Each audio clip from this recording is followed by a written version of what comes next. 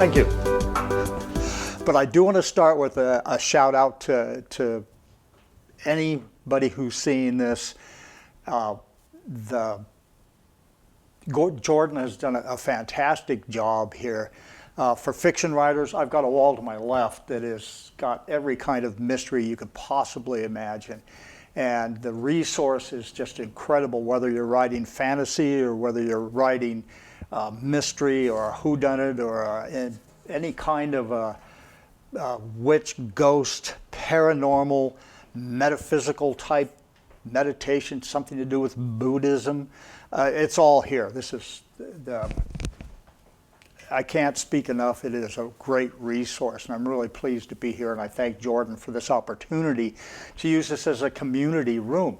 All of you should be using this as a real resource. And I want to start off first. I know mystery was in the title of what I'm doing, but I want to start off by talking about books and how you're going to put your mystery in the book. I'll get to in a few minutes. But when you write a book, you've got to start, and I look at all the books on here, and all of them have one thing in common, well, almost all of them, is a really good cover. Your cover should be an illustration that hints a little bit about that mystery you're going to have in the book. And then that gets the reader, and he flips it over, and on the backside is a blurb that is now with words describing whatever your mystery is.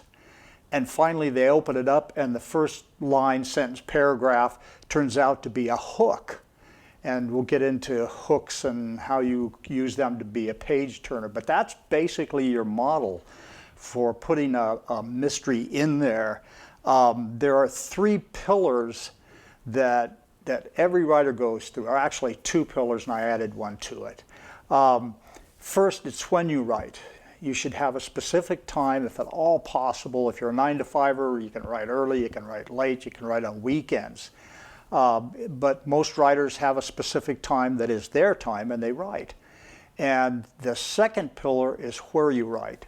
Now you can write any place. You could be in a car at a stoplight and you can scribble something down, or you could be on a bus, or you can be at home. But I recommend that you have a place that's strictly for your writing. I have a writer's loft, and when I sit down, it's got posters of my book covers. It's got all my bric-a-brac that reminds me I'm a writer.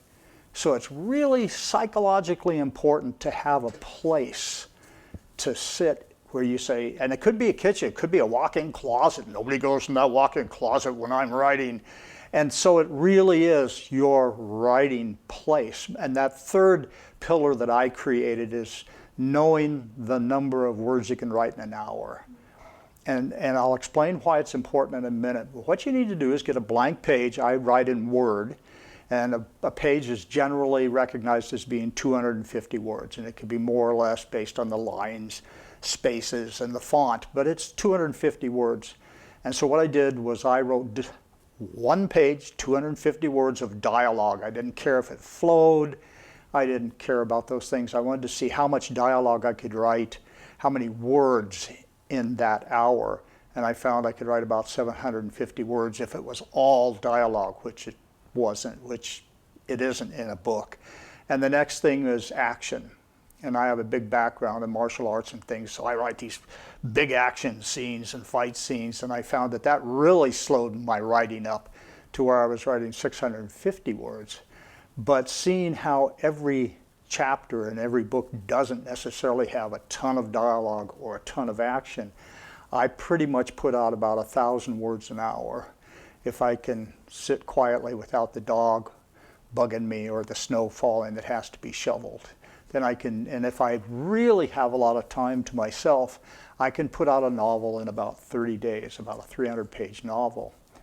But what's important is how many words you write gives you an idea, because when I attend writers groups and I do talks like this, people afterwards say, where do you get your ideas? And the second thing they ask me after that is, how do I get around the brain strain? You know, is anybody going to read my book? Did I write enough? I should have written more. That's it. I should have written more.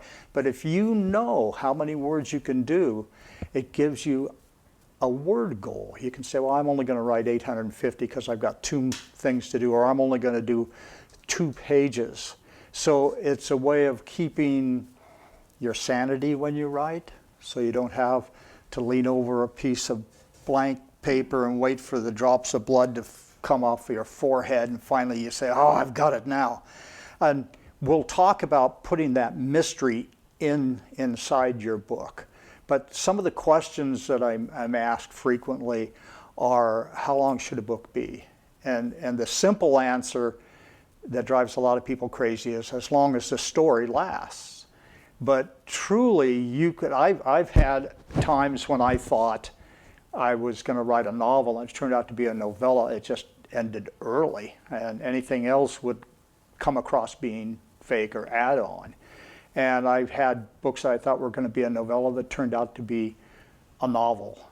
So it doesn't really matter. It's how long your story is and the details you put into it, and one thing leads to another. And some of the books that I have as a giveaway are very short novellas, but they take no less thinking. You know, I've got to develop this plot, I've got to get my mystery inside it, and now that brings on the question, where do you put your mystery? But before I answer that, how do you create a mystery?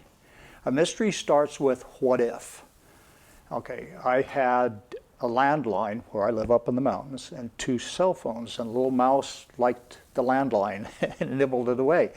And so I've spent 20 years without any cable. And Spectrum did a lot of digging, and suddenly I have cable.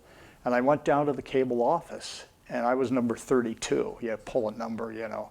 And I thought, God, what if a guy walked in here and the door locked behind him, and all of a sudden all of those computer things that advertised Spectrum said, welcome, Kit, we're glad you're here, or Henry or Fred or whatever name you use.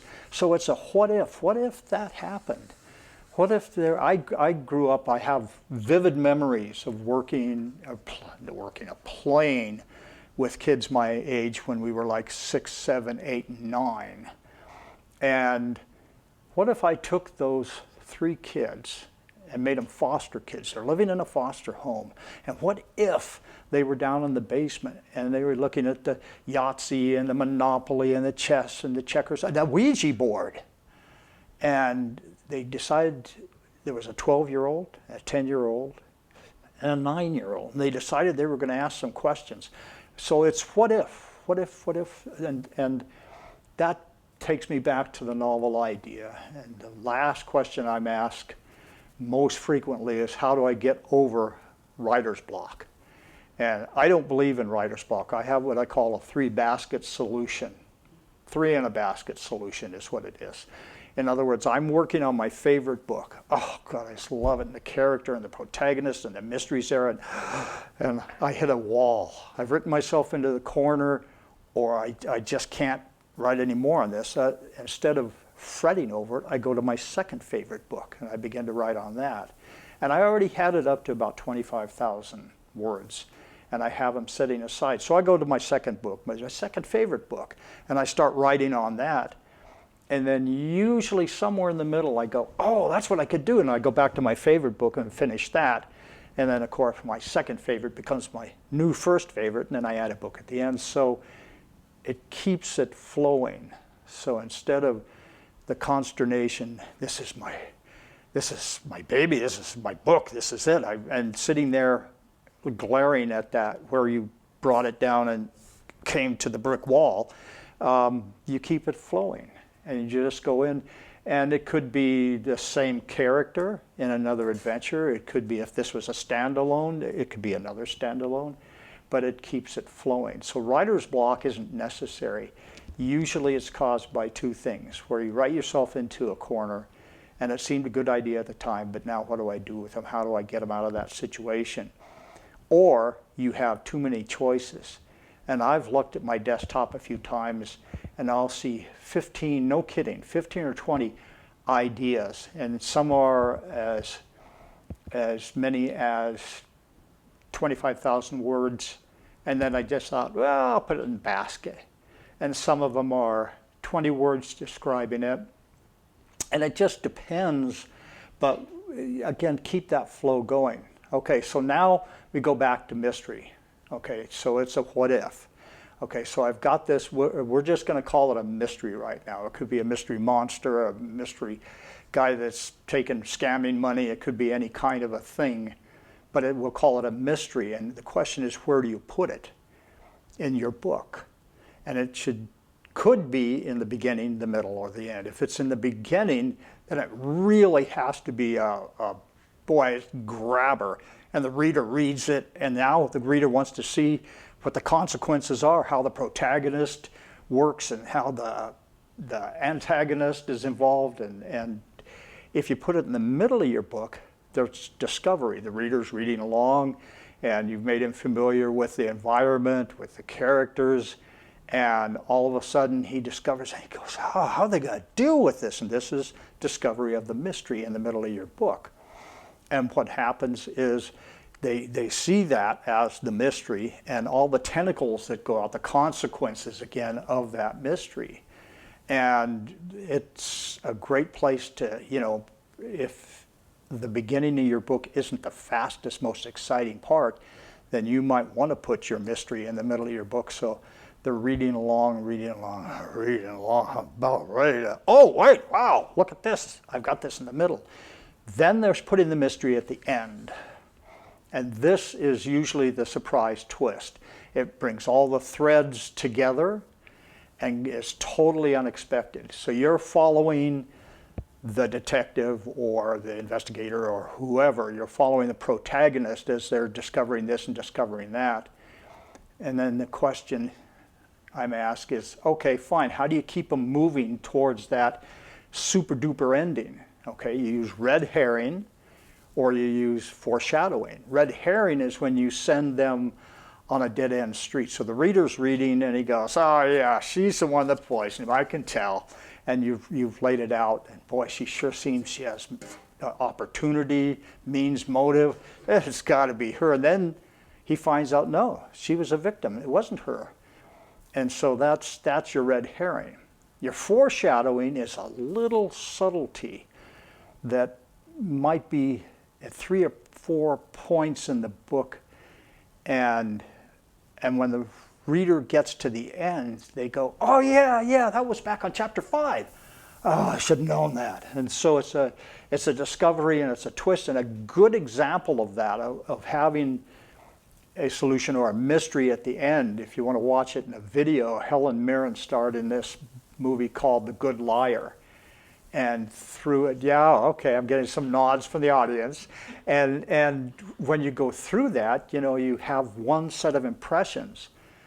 And the whole, I don't know, the last 5 minutes, the whole last 10 minutes is a twist. And you're almost staggering. You're saying, really? But it's an excellent example of using that mystery at the end.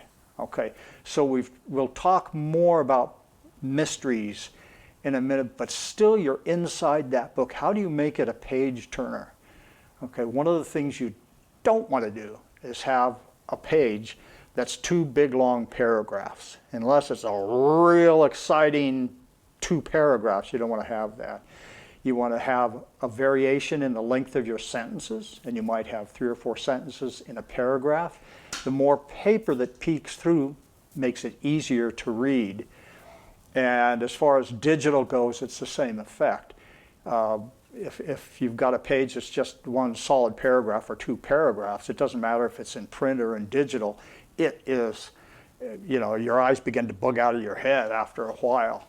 So it's important. And then the next thing that's going to make it a page turner, just a page turner literally, is that you begin each chapter with a hook that gets them in there. They've now got the big hook in the beginning, prologue or the very first chapter, and then it ends and it's dangling. And the next chapter coming in resolves that, but is a hook.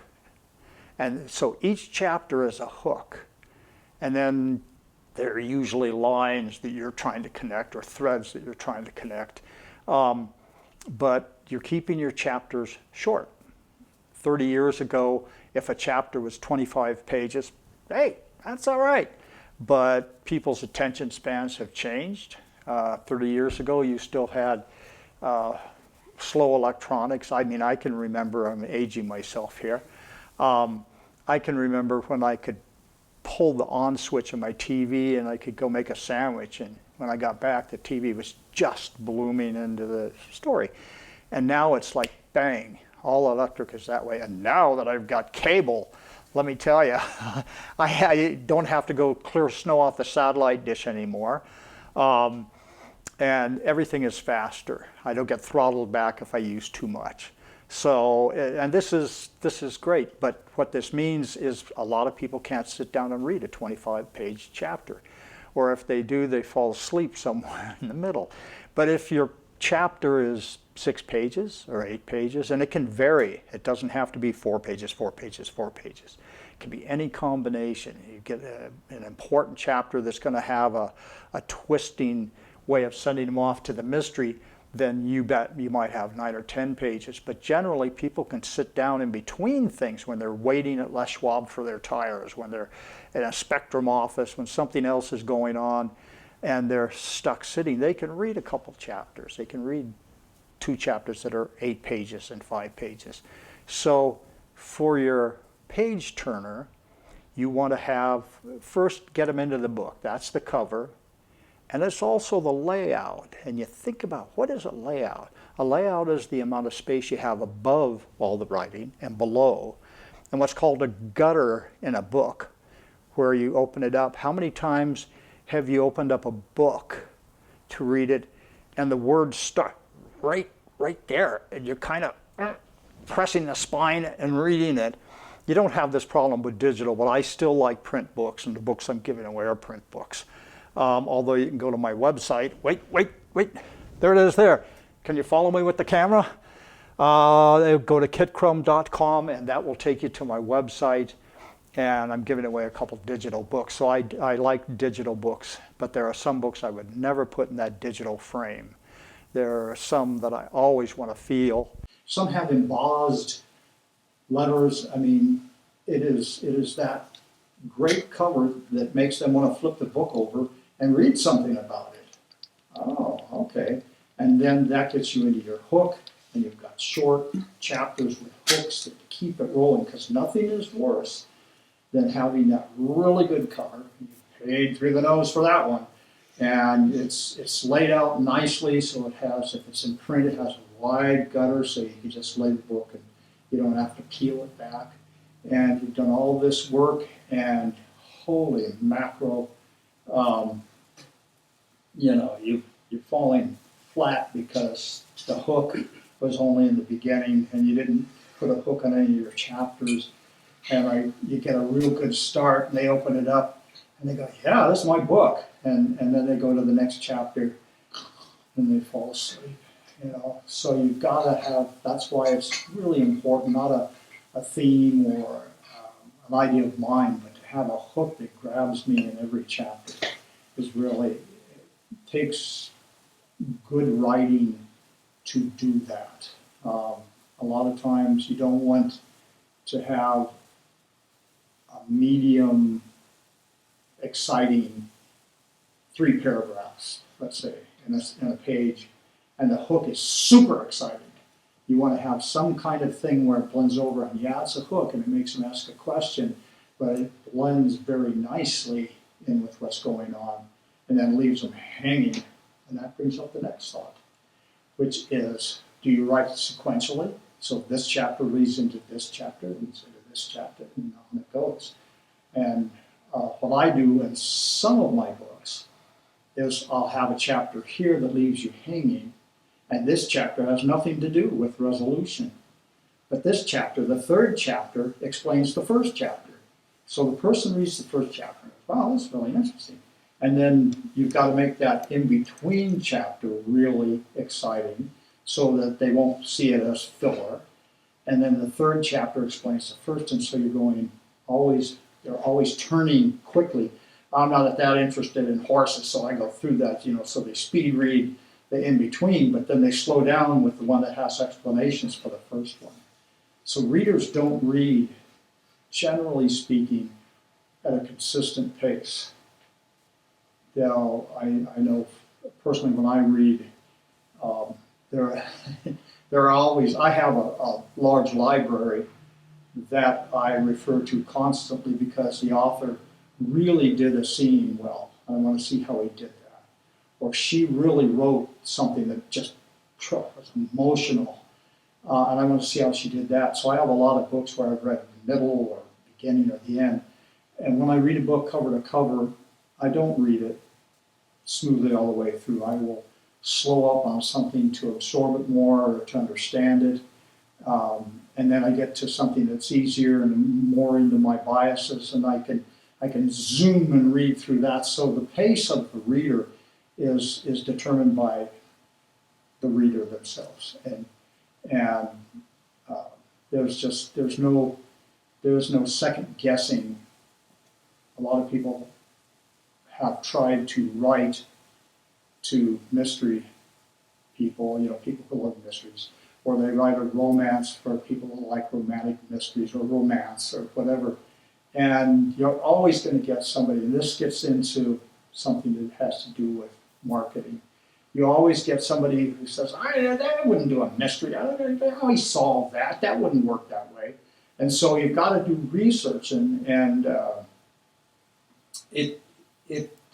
back in the day, and I won't say how far back, but far enough, that when I did research, I had to go to the library, and I would check out 6 or 7 books in order to get 2 paragraphs, verified, validated.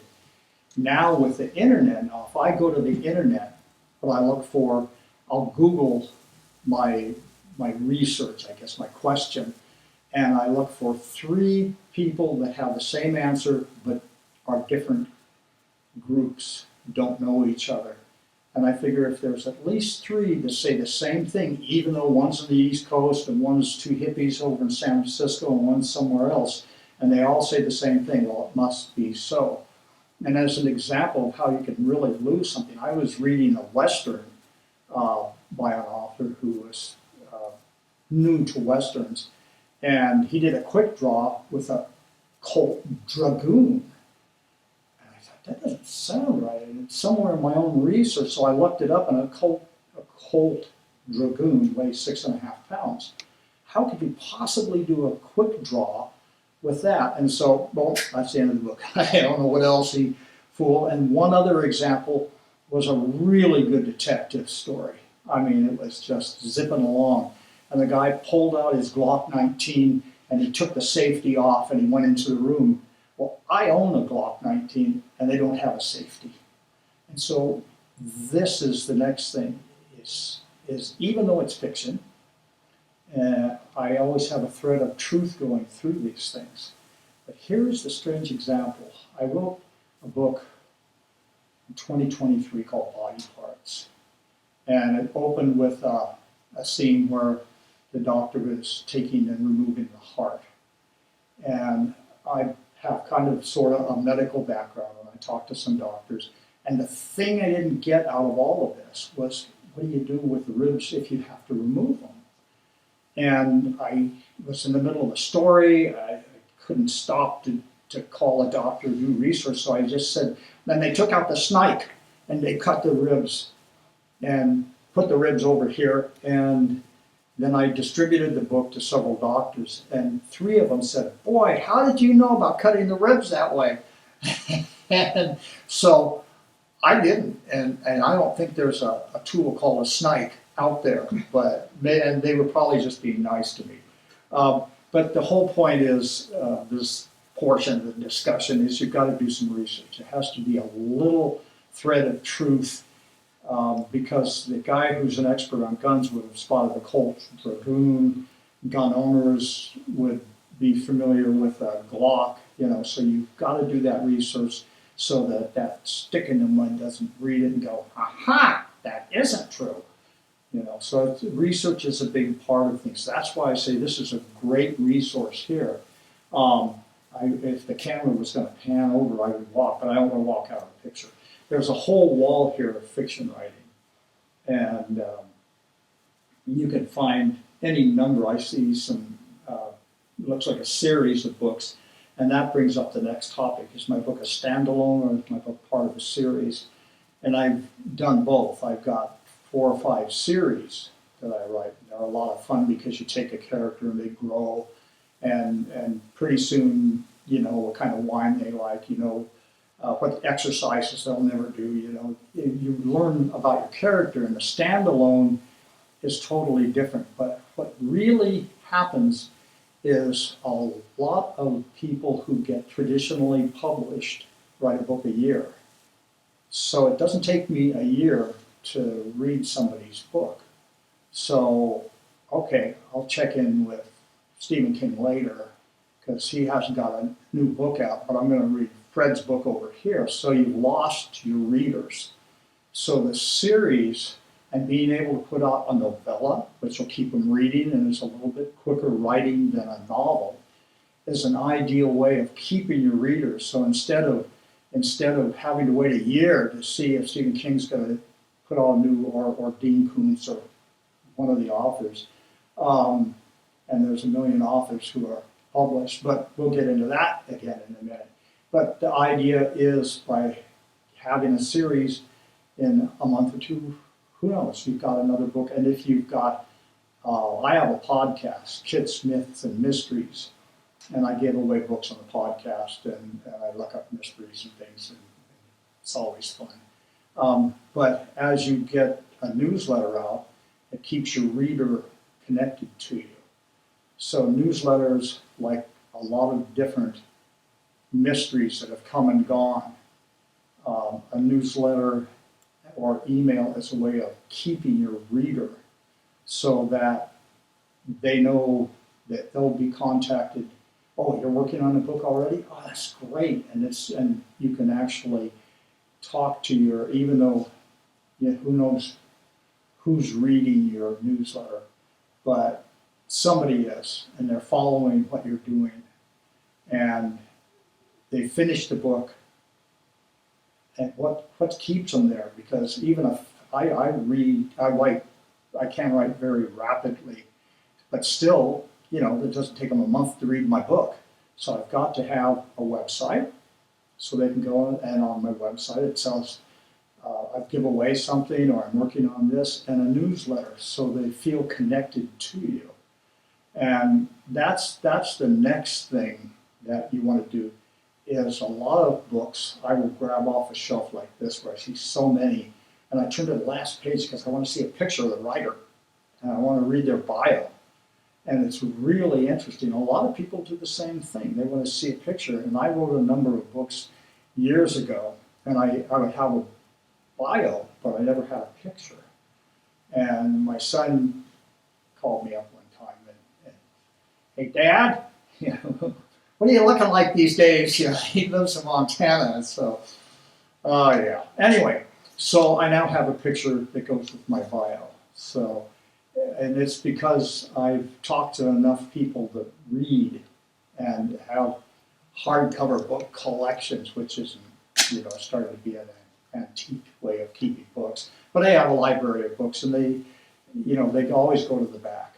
And whether it's a flap on a hardback cover, or whether it's the back of a paperback, I find a lot of people, yeah, that's how it looks like, you know, and I can't help that. So I posed with my dog, and everybody likes dogs, I think. And so and my picture in my latest books, I've probably books for the past 10 years, my dog is now deceased and I have a new dog. But I have my old dog, and it just makes, I think it's old people, dogs, and little kids are supposed to be really something that you gravitate to. And I didn't have any little kids, and the dog was handy. And I'm the old aspect, so there you go. But all of these things, as I ramble through these are the things you need to do to make your book a page turner. They've got to pick it up first, look at the picture. They've got to flip the whole routine that they go through. And I want to touch on, I mentioned a little bit about layout. And so it looks right. You open it up, it looks like every other book you've read. And it's important that it looks that way. But there is an editing factor. And if you've got a manuscript or a stack of paper, what I go through makes it, even though let's see, I'm digressing in my head. Basically, what you need to do is you need to pay as little as possible to get your book edited. So I use Grammarly and I use ProWriter Aid. And back in the day, when I didn't have enough money to pay for an editor, I learned how to edit books. So I have my own acumen, and then I have these two AI things that happen. And it makes it a tight manuscript. Then I hand it to my editor, who's charging $0.05 a word to edit this book. And think of that, you've got 100,000 words. Yeehaw! $0.05 a word. But anyway, what you don't want to do is you don't want to hand your editor a book with a lot of misspelled words, and the commas are missing, and they're split infinitives, and so you'll get it back from her in 3 months because she's doing all this extra work, and she will probably up the rate a little bit unless she's really on a contract with you. So what you're doing by editing with Grammarly and ProWriter's Aid is you're really working to have no typos or as few as humanly possible. And what I was digressing, I was going to say what I do to edit is I will write in Word, and so it goes through Grammarly, it goes through ProWriting Aid, then I'll print it out. And I think it's pretty tight. And then I look at the printed version on paper, and I've got errors all over the place. So I make all those corrections, and I re-enter it, and I look at it, it looks pretty clean. I run it through Grammarly and ProWriter's Aid, and it looks like it's about ready.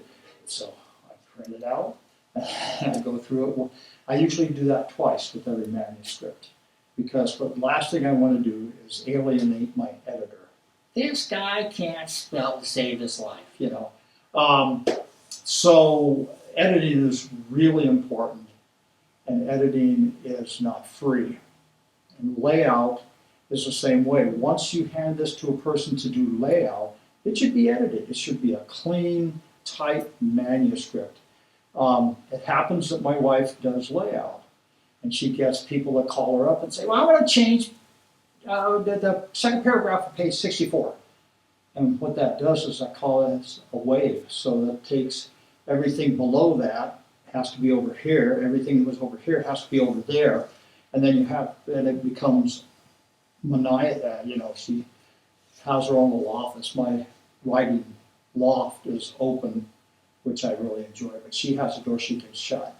And I'm always on her back burner, even though she does the covers for my book. But layout is really important. Editing is important. And now the biggest mystery of all, the mystery of marketing. Okay, so you've got your book, and it's a page turner. It has, the cover, you paid for that, but it's just gorgeous. It's exactly what you needed.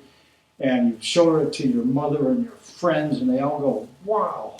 Now you've got to market it. What do you do first thing? First thing, you want to put it on Amazon. Now, Amazon's a tidal wave of books. I don't know, they've got 30 million books, and you're one of them. The truth is, 90% of the people that put books on Amazon do not advertise. They do not market their book. They feel putting it on Amazon, that'll get me my million. And it just doesn't work that way. But Amazon does offer something in what is called KDP, and I'll come back to that in a minute. So what you do with your book is you want to get reviews, because obviously if I'm a little attracted to this one, and it's got 250 reviews and they're all 4 and 5 star, I think I'm okay with that. Okay, so reviews are really important. Everybody looks to reviews. Not everybody. I don't know anybody who doesn't want to know that somebody else read and enjoyed it. So reviews are really important, and the way you get those is by getting your books out. Well, wait a minute, if you're not selling a lot of books, How do you get your books out? You use promo sites, so promotions. And you can pay $65 and get you out in front of 100,000 people. And of that, you probably get 2% that actually gets your book. But it's a way of getting the book out there, but not at full price. You want to get your book out to as many hands as possible. And there are people that go through all these promo sites, and they all have their own platform and their own subscribers. In other words, when they say you're going to be seen by 100,000, that means they have 100,000 subscribers. They come and they look for free books or really cheap books. So this book you've worked so hard for, you may have to give away or sell for $1.99. But the sacrifice is worth it, because I know of 2 sites off the top of my head. One's Book Butterfly, and they'll guarantee 750,000 people. And the guarantee is that they'll say you're guaranteed to sell 75 books. And let's say you only sell 50. For free, they will run it again until you've reached that total of 75 books. So you're looking for something like that. You're also looking for something that has a little side window that comes down, and instead of throwing a net out and getting a whole bunch of people, and some like romance, and he's written a mystery, oh, forget that. And you get a whole variety of people. You want to look down and find out, mystery, thriller, suspense.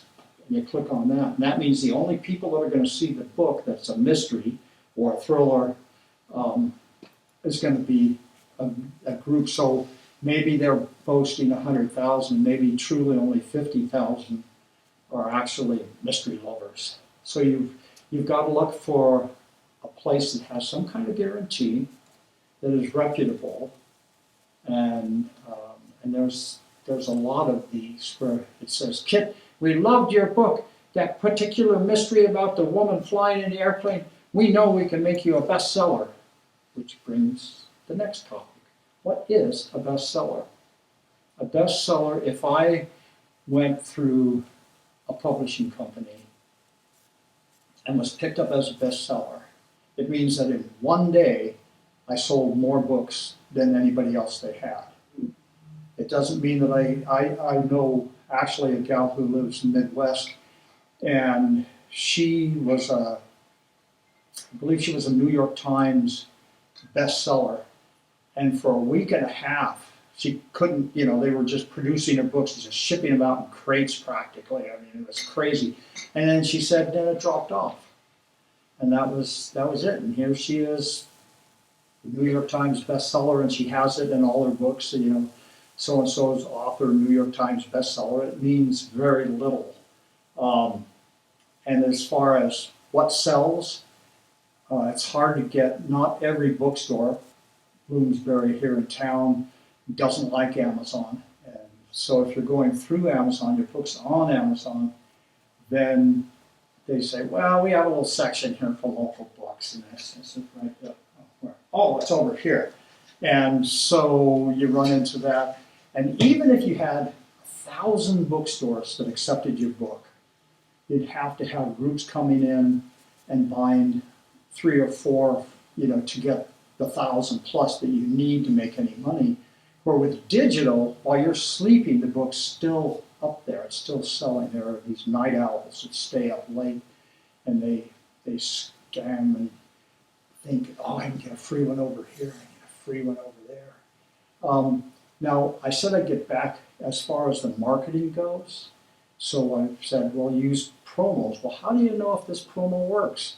Okay, so I check it out, and sure enough, it's recommended. It's a lot of mystery writers use this particular promotion. It costs me $67 and gets me in front of 100,000 people, and Gesundheit. And that sounds really good.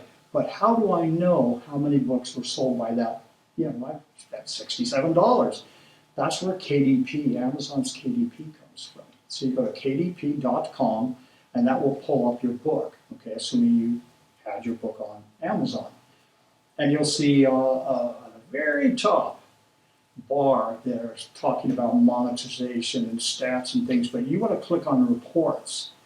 And when you click on that, it shows you how many books sold on what dates. So if I did my promotion for October 15th, and I haven't heard anything, but supposedly went out to 100,000 people. I can now go to kdp.com, my account comes up, I click on reports, and it shows me, sure enough, on that same date, I did sell 72 books, okay, which was great. At first you say, wait a minute, 100,000 people and you sold 72? Those are the odds.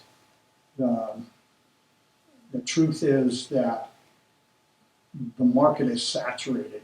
This is why it's so important to have a page turner. This is why it's so important to have a mystery or some key thing within that book that's going to light up the writer. Going back and digressing again, the best way is to try the promotion out and then go to your KDP account and see if it did. Because if you spent $67 here and they guaranteed 100,000, you only sold 12 books. But on this one, I spent $75 and it sold a lot more books. So it's a way of checking those promotions. And I want to give a little plug to, it's called Book Raid. You'd go to bookraid.com. And they're different from all the promotions I've seen over the years, and especially recently, in that they don't charge you until about 3 or 4 days after the promo showed. So they're showing you for 1 day, and they never charged me more than $60. So I could sell 700 books, but they'd only charge me $60. And the next thing is, they send me, well, there is one other site that does this. I don't name these places, it's a monkey site. That's what they call it, Best Monkey. And they do send you something, and the reason they don't bill you until 3 days later, in other words, no upfront money, 3 days later, is that's about what it takes for a guy who is, or a gal who's, picking books up, and they might actually in 3 days, come to your book and they might read it. So these companies, that's what they've come up with. And so they don't charge you until 3 days after the promotion went. And then they send you information that actually shows on a graph. This is your book, and then they have the little write-up that they, 20 questions they ask. And it actually shows how that book went, and how many it sold. And they break down the $60. And sometimes it'll be, I think it's 20 cents. I think it's 20 cents a click, so to speak. But so they break it down so you can see how much, they only charge you $15, but you did move 22 books, and you begin to break it down. And so this is really the important part of marketing and not going crazy. There's a lot of people that say there's a secret to marketing. There is no secret. And they, give them their book and they're going to make you a bestseller. And that's usually the fiction writers, and that's what I deal with, although I've written some nonfiction. Usually the fiction writers are a select group, and there is no secret to friends of, all the fans out there of fiction, all the fans out there of mystery and thriller and suspense. They're hard to get a hold of. They're hard to contact. It's not an easy thing. If you've ever been to the beach and you stood there and the water's just going above your foot a little bit, maybe it's hitting, and you notice it's interesting how the sand washes out underneath your feet. That's the same. I can almost draw a parallel to marketing. It's the same way. So the people, and there are authors who are not with the big four, they were not with Simon & Schuster or any of the other big ones, who moved 10,000 books and had incredible success, and it was the right time, the right book, the right place. And that brings up the final thought, which is to say that I have a lot of books out, and I have my favorites, and I'll say, oh, it's selling, I knew it. And then 2 weeks later, I'm going, what happened? And it's flat, and the book that I like the least is actually now promoting. It's a roller coaster. So it's great to write a series. It really is. It keeps, you can keep track of the people in a number of ways with different kinds of software, but you have a website and you have a news letter, and it isn't predictable. The best, your favorite book that you put your heart and your soul into is going to sell great. It might click with a bunch of people. It could be that they purchased the book and they threw it in the corner, or it's a digital thing and the electricity went off. I don't know. But the idea is that people don't usually skim and, oh, here's a good deal, and they grab their favorite book and they read it immediately. It's usually a case of somebody looking for a number of free books or a number of discounted books, and they're looking at a certain category and they get, oh, this is real sale. Whoa, I really saved on this one, and this is a recognized author. And now I've got to be the critic of James Patterson, who supposedly is the most published author, and in reality, he is a former, he was in charge of a large New York marketing company. He knows how to market. He has a group of 8 to 10 writers, and Patterson comes up with fantastic ideas, and they write the books, because you notice when you look at any of his books, and I pulled one off the shelf over here, and James Patterson, and then down here it says, it's Allie Mae. And it's because each person, they rotate, and periodically the whole 8 or 10 writers will, something will happen and it'll have some new names. Patterson can write a book. He's done it with Bill Clinton and a few other celebrities. So it's not to say he's not a writer. It is simply to say that he didn't write all of those books. But when you look at somebody like Stephen King and a few other, John Grisham, they wrote all the books. They've written 24 books, and guess what? They wrote every word on each of the books. And I won't even get into where AI is going to function, because I don't even know how it's going to play out. But at this point, I do want to break away a little bit and ask if there are any questions. I just was going to say, I'll have to let my grandma know about the James Patterson, because he's her favorite author. Yeah, okay. I'll have to let her know about that. Question. So do you Hold off, yes. do you feel like you have a relationship with the characters in your book that you think about and then you put on paper? And Yeah, I do. I have, my latest series is Joanna Bright, and I came up with, I lived in Monterey for a while, so she started in Monterey, and I got tired of reading about older women, and their hair was stringy and their fingers were stick-like, and she's 62 years old. And I thought, what? So my Joanna Bright is 52, and I don't know, Jordan, you may want to censor this, but she kicks ass. And she just knows her place, and her husband of 30 years has passed away, and she wants a new start, so she moves from Monterey, California to Dungeness Bay. Now, and the story starts there. I mean, I mentioned that I have a picture of myself in the back of the book with my dog, and so I wrote the dog into the story. And the dog is a lot smarter in the book than he ever was. But anyway, you can have a relationship with the characters. I know I do. I wrote about one of the series was Orion and Claire ambulance. They own an ambulance service in Ashland, Oregon, and they find bodies and things. And my first manuscript I gave to a gal who's been an actress and was here doing theater and Shakespeare. And I handed her the manuscript, and this is a husband and wife to me. She said, "This is never going to work. Husbands and wives aren't like that." Because I had nothing but nice words back and forth between the two. And so I rewrote it, and I changed it a little bit. She is small and feisty and does martial arts, and he's a big guy, and he runs, and that's what he does. And he sees things like this, and she sees the big picture. So, and it's not one picking on the other, it's one saying, hey, why don't we do this? And it really, as far as getting used to characters, I related to her in a way with the martial arts, but I related to him because I was a runner for years.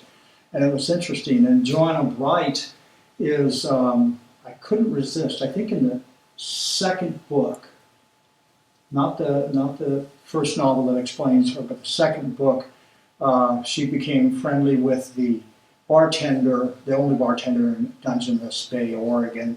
And it's the only bar there, and he's kind of a burly guy, and he qualified in judo Olympics and stuff. And so, wow, I got this big tough guy, and he's into martial arts, and yet she is the smart one. She is the one that sees the clues. And he's there for moral support. You know, when they go grocery shopping, you know, she gives him a couple things to go get. But anyway, we won't go there. But yeah. So they have a life inside you, and then it very definitely. And you know, a lot of writers feel that, and I talked about it. You know, when you sit at a certain spot, you're a writer. But when you get these things, when I get these stories where I know the middle and the beginning and the end, I also know the characters, and it rattles in my head. And it's so, even though I am grocery shopping or I'm shoveling snow or I'm chopping trees down, it's in my head. And that's when I write the fastest, because I already know all I'm doing is filling in dialogue, and I know the characters. So I know that they're going to be a little short in what they say, a little, not short, but short and sharp. So I know the different characters. I know if they're modest or if they're a little bold or like risk or whatever. And so when I have that all in my head, it just flows into the book. But sometimes if I have too much action going on, more than usual, I don't do an outline, but I may put a series of numbers down for what happens. And it doesn't have to happen in that order, but it's reminding me. So I do a little light outlining on occasion, but I sometimes if I have a really good idea, and I'm just praying that the characters will emerge, new characters, I'll write into the dark. Hmm. Okay, so it's just an idea, and I just start writing. And it kind of evolves then. Yeah, And then some other times you have a picture of where you want it to go. Or? exactly, I see. and that's exactly right. So sometimes I know exactly where it's headed, and sometimes I haven't got a clue. And the one thing that really, my brother writes, and he doesn't write much, but he writes some, and he really writes well. And he wrote about one character changing the nature of the book. I thought, come on, I'm the author. I change the direction the book goes. And he said, no. He said, and he's right. There are certain things that big runner in the Ryan Clare series, certain things he wouldn't do. So I start to write that, and I go, oh, wait a minute. He wouldn't do that. And so, indeed, that character has actually changed the book. Hmm. You know, and the next thing is I took the cue from my brother on this one. He wrote about his dog, and it was pretty emotional. And he said after I got through crying and wiped the tears away, I finished the book, and I thought, I'm not going to cry over my stuff. And then I wrote something, and sure enough, I'm sitting there dribbling over my. Thank goodness, you know, I have something protecting the keyboard. And you get past that, you know, and then I turn it over to somebody who can be honest with me, and sure enough, they'll say, hey, that part with the dog and the horse, oh God, you know. So it's I don't have a huge circle of friends, but I don't hand my books out to people I know, except with a few exceptions, because I know that they will tell me where it just. That was lousy. What you write that for? In other words, a good critic, a friend, and I can rely on them to be honest with me. And my wife doesn't read any of my books. And somebody asked her once, I said, don't you get tired of reading all this? Because I never read any of them. And she doesn't read them because she wants me to have total freedom in what I write. And she does hint that my ribs get sore when she elbows me, and she mentions, you know, I do like books that deal with the forest and the woods, And so I know I'm going to write one of those one of these days, and she'll probably read it. Anyway, any questions? Yes. Yeah, I knew a author that went the kind of traditional route. He was in New York City and got an agent. Have you ever tried finding the agent and going that path or not? Yes. About 26 years ago, I thought, the way to go is to go through an agent and to go through a regular publishing company. This is before the recession when we went from the big 8 to the big 4, because the truth is that if you get a $50,000 advance, that publishing company went to the bank, so to speak, and got that 50,000. If you don't sell those books, Anyway, so I had an agent, and he told me, he looked at the writing, said, your writing is good, but he said, look at this contract, and he gave me a contract to take home, and holy mackerel, my dog in my book does what I like for him to do. and these guys have the option, the publisher has the option of removing the dog, or the dog is a bigger dog, because somebody there feels it's important. So I have not gone to an agent or anything since then. And things have changed hugely, as far as it used to be that your publishing companies had a lot of editors. As a matter of fact, there was one editor who's just passed away, and he was part of the group that first saw Fitzgerald, that's Scott Fitzgerald, and he said there was an oak table with 12 people on each side, and they slid his manuscript down, and then he went into the circular file, because the guy couldn't write, he didn't have any idea, and he said, as an editor, I pulled it back out, and I talked to him, and I showed him what he should do, and the guy was learning like this. Even though writing is a horizontal, there is no vertical, there is no learning curve, it's a straight, hard to learn thing to learn to write. But anyway, F. Scott Fitzgerald's first manuscript was turned down, and now the responsibility for getting a contract where you're going to have a contract for 3 books, and they give you a $75,000 advance, something like this, that have a lot of confidence in you. And if the books don't sell, there is a part in the contract that says you've got to refund that money. So that's the first thing. The second thing is they're looking for people. You question yourself. You say, wait a minute, I'm an independent writer. I write, and if you've got 5,000 followers, that publisher's going to see that, and they're going to say, hey, this guy's already popular. They don't want somebody who is like out of the gate with no reviews, no anything. And that's a whole nother presentation. Okay, so any other questions? I guess one more. Okay. So what got you started in writing at the beginning? My mother, taking it way back, I am the middle child, and I was notorious. My mother said I was a great liar and told these weird stories. I grew up in Cupertino, which is now Silicon Valley. It was nothing but orchards. And every time us kids my age went out to play, I always came back with some kind of adventure that happened, which really didn't happen. And then in high school, I had an instructor who was a published author, and he suggested I write poetry. And I did for a while. I wrote some haiku, and I wrote a few poems, and it just wasn't a fit. It didn't work. And so at that point, I decided I was going to try writing a mystery. No, it was an action adventure. The mystery came along about 20 years ago, but early on, I was into adventure, climbing mountains and going through deep snow and doing that sort of thing. And I was trying to illustrate that in the book, and I look back at that now, and it never went anywhere except in a drawer. And I look at it and I say, oh.